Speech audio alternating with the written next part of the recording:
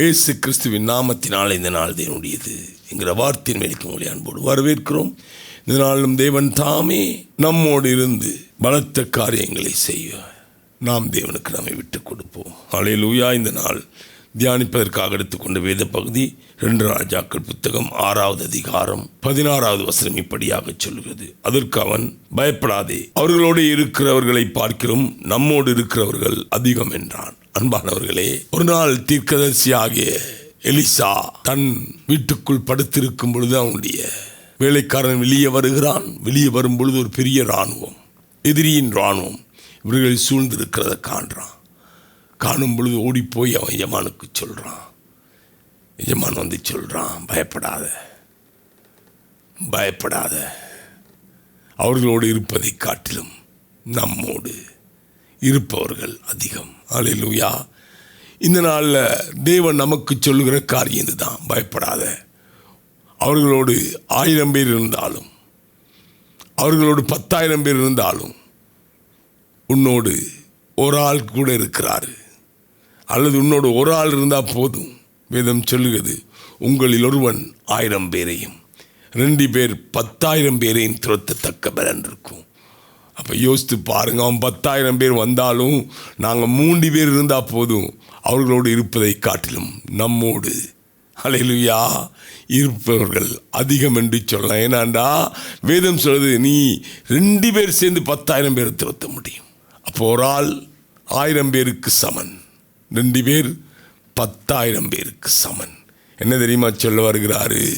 இந்த பூமியில் இருவர் ஒருமனப்பட்டு ஜெபித்தால், நீ தனியே ஜெபிக்கும் பொழுது 1000 பேருக்குரிய பலன், நீ 2 பேராக சேர்ந்து ஒருமனப்படும் பொழுது, இந்த பூமியில் நீங்கள் ஏதோ ஒரு காரியத்தை குறித்து இருவர் ஒருமனப்படும் பொழுது பரலோகத்தில் இருக்கிற உங்கள் பிதா.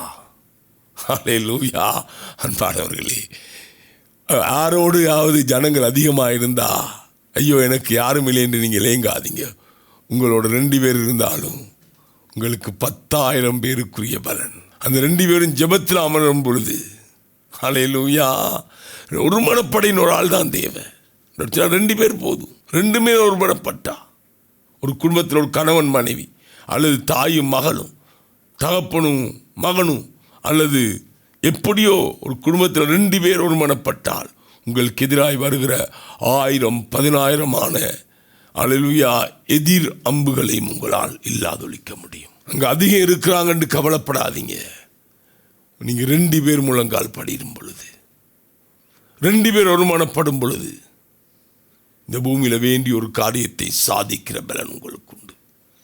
அவர்களோடு இருப்பதை காட்டிலும் உங்களோடு அல்லேலூயா இருக்கிற வல்லமை பெரிது, உங்களோடு இருக்கிறவருடைய பலன் பெரிது, உங்களோடு இருக்கிறவர் வாக்கு கடங்காத பெருமிச்சுகளோடு வேண்டல் செய்ய வைக்கிறவர். அல்லேலூயா.